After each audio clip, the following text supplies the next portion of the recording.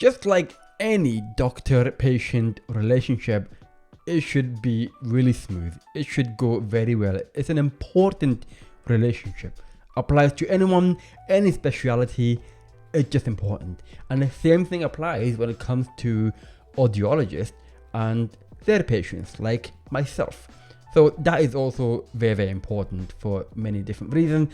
And it's quite a unique one from my experience of being with an audiologist in other specialities. It's different. It's a different way of communicating, obviously, different way of making it work. But it's just equally important to get it right. You would think that it's a smooth experience, so you would think that we all have those audiology appointments and it's just a normal, smooth experience. But for a lot of us, it's not. Even for me, I've had some weird audiology experiences, and it made me wonder how many people go through these experiences, and also, most importantly, how can audiologists improve their doctor-patient relationship with us. I just want to get it out there that this is not a criticism at the audiologist directly. I have some sympathy with them in terms of how they have different things to learn that other specialities need to learn, and it's just a different way of working. But at the same time, you've signed up for it, you should know what to expect. However, let me see what I can do for you. I want to be able to help you. I want to share some tips on how audiologists can improve their relationship with patients, and it will make your job a lot easier, and it will make patients a lot happier. Isn't that important? I've noticed when communicating with a lot of people that there are some common problems that we all go through which can easily be resolved, and it's just a weird problem to go through. I'll explain them in a minute. But even on top of that, I've seen some studies out there, even one particular one on the Journal of American Academy of Audiology, where in that journal it has said, and I quote, "Patients raise concerns, typically psychological in nature, with negative emotional stance about hearing aids in half of the appointments where hearing aids were recommended as the rehabilitation option. However, audiologists missed opportunities to build relationships as these concerns of patients were not typically addressed." Check. I've experienced that, and I know many people have experienced that. In the same study, it also claimed that, quote, "Audiologists dominate the conversation during audiology consultations and rehabilitation planning sessions. Audiologists did not take advantage of the opportunity to develop patient-centered communication and shared decision making." Check again. I know a lot of people have gone through that, and it makes me wonder, why is that? I just always thought that it's a common sense, but maybe it's not common sense. Maybe we should be speaking up about it. Maybe we should share our stories, and this is where I want to come into it. I want to be able to help. I want to share what audiologists can do to help improve that relationship. Let's start with the booking of an appointment. I can't believe I have to say it, but this seems to be a very common problem for a lot of people. We don't want to call to make an appointment. Can you guess why? It's so weird to me that you're forcing patients who are deaf and hard of hearing or anything along that line to phone to make an appointment when the phone is the last thing that we want to use. Doesn't that make sense? It's not a bit obvious, but for some reason, a lot of people have to call the audiologist to make an appointment. And obviously, that is very, very difficult to do, so they get someone else to do it, and that person is not always available. So let's provide other options when it comes to booking appointments. An online system, email, anything but a phone call. And while you're at it, let's have some options about accessibility and preferred communication method. You know, maybe someone prefers to communicate via sign language because that's a common thing to see, but that's never really asked, never really given an option there. So let's have that in there as well, because it would really save a lot of headache for both the audiologist and the patients. So we've got the appointments booked. We're at the waiting room. Here's one thing that you could do. Offer the open loop option for hearing aid users. You know, you should have that technology in place. And again, that's not a very common thing to have for some reason at the audiology department. And I find that very, very weird when the audiology department are encouraging people to use the open loop technology within the hearing aids. So then you should have it yourself. There's a huge irony that I find a lot of people in the department are not really aware in terms of deaf awareness. Especially when it comes to communicating with patients, they tend to look from other direction. They tend to maybe have their back towards the patients, or they mumble, or they don't even speak clearly. You would think that the staff would be very deaf aware, but I found that they are not always like that. So I think you should follow the basic methods, the basic rules about communicating with deaf patients. Speak clearly, allow lip reading, wear little room, write things down if you need to, use technology. But I don't see that. So why don't we just have that option there as well? This also sounds very obvious to me, but when it's the patient's turn, like for example, when it's my turn to go into the doctor's office, I'd rather you don't shout out for my name for obvious reasons. I mean, maybe I'll be able to pick it up, but what about those who are more profoundly deaf? What's the point of shouting out their name if they can't hear you?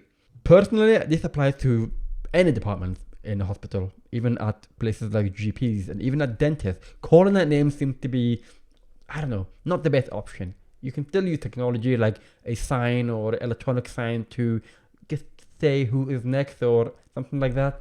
But to call out, well, obviously, we're not all going to be able to hear that. So that's kind of pointless. So during the appointment, we're in the doctor's office, we're having that communication, and obviously, like I said before, let's just follow the basic communication techniques when talking to deaf people. Again, offer lip reading and technology and face-to-face, and don't mumble and don't turn away and talk. I've talked about this many, many times. You can check it out in the description. I've done it before, so I don't have to repeat myself all over again. If you want to download that checklist, I've got that option available in the description. Check it out there. It's a PDF download on how to communicate with deaf people.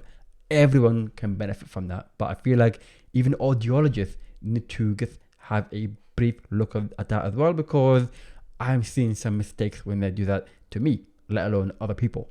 From my experience and several others, audiologists don't generally understand where we're coming from. I feel like sometimes they enforce things, or they dismiss how we're feeling or our situation, and they don't truly listen and understand where we're coming from. And that's such an important factor for any doctor-patient relationship. And I get that with an audiologist, and I don't understand why that is the case. I just don't know why. Maybe they are under pressure. Maybe time is of essence. I don't know. But listen to us carefully when we are sharing our struggle, our vulnerability, when we're opening up.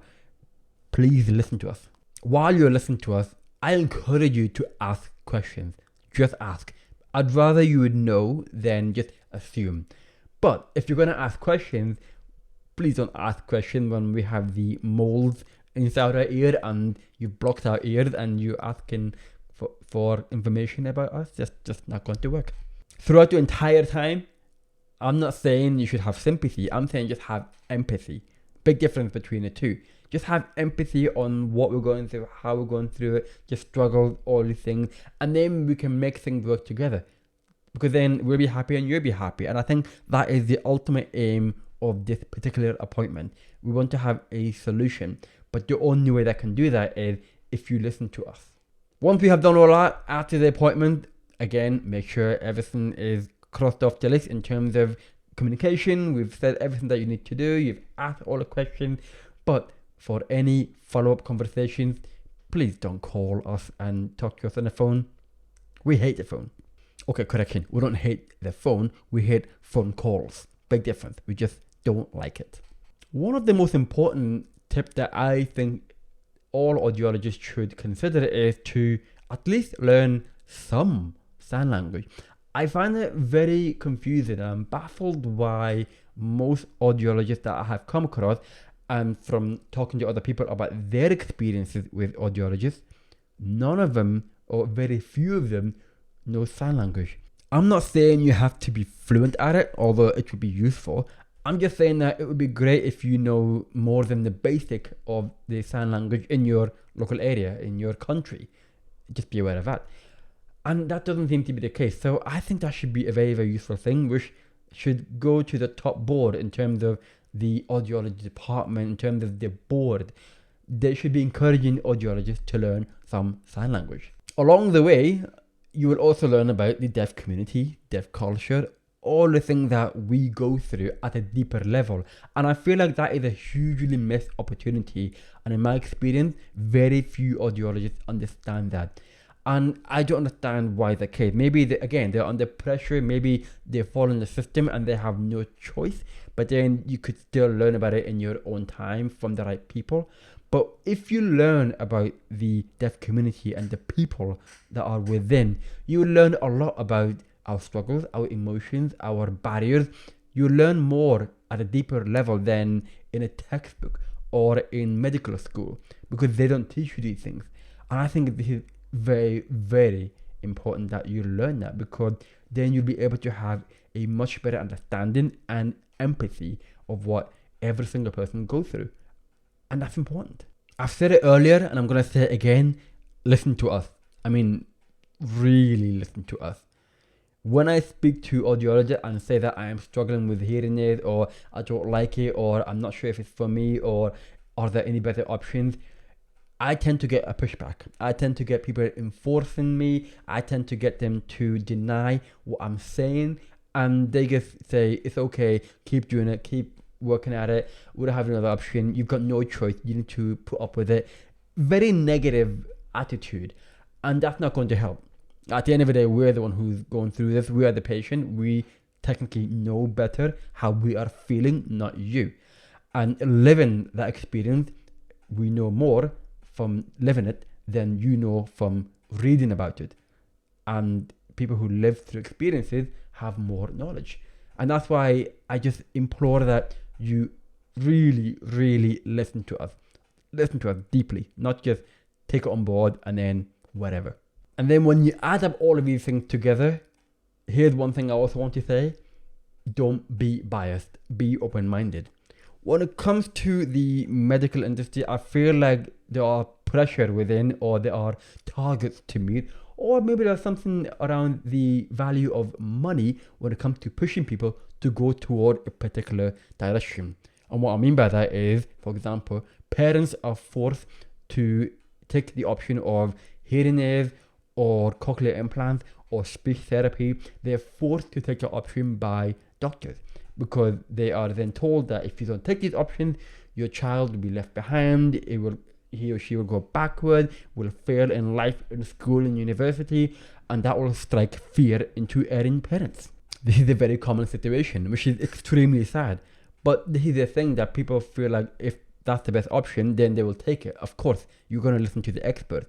But the problem is, you're not truly the expert if you haven't lived that experience. So be open-minded. And the way you can do that is to just learn about this. Learn about the sign language, learn about the people, learn about deaf community and the culture, everything around it. You will have a much broader, deeper understanding, which allows you to open your mind, and only then are you able to give the best advice. Only then. Because if you only follow one rule, one road, then you're not giving the best advice. You're just following that one route only, and it's just going to satisfy you, and that's it. But it's not going to satisfy the most important person in that room, which is the patient. I should point out and round it all up by saying it takes two to tango, because I am talking about the audiologist only, but we have our own responsibilities as well. We can't just assume that audiologists will do all the work and make sure everything works smoothly. We have our own thing. So this is why in another separate video or podcast, I'm going to be talking about how we as patients, we can make the most out of our audiology appointments, and how we can improve our relationship with audiologists, because it's a two-way street. Relationship is a two-way street. You can't just assume one person will do all the work. We also have to do the work. So check that out when it comes out, and I make sure I put it in the link in the description as well. It would be awesome to hear from your experience as well. Whether you are an audiologist or a patient, I'd love to hear your stories, your experiences, any more tips that you can offer for audiologists. Let me know in the comment. I'd love to read them, and I'd love to put them together in a place where then people can share it. And if you feel like this video or this podcast or the post that I'm going to put together, if you feel like it's useful, share it. Share it with your audiologist. Hopefully then you as a patient and you, the audiologist, will have a much better, healthier, a more productive relationship than ever before. That's what I would love to see. So let me know in the comments, share your experiences, and while you're there, make sure you like this video if you found it useful. In the meantime, I will speak to you again soon. Take care.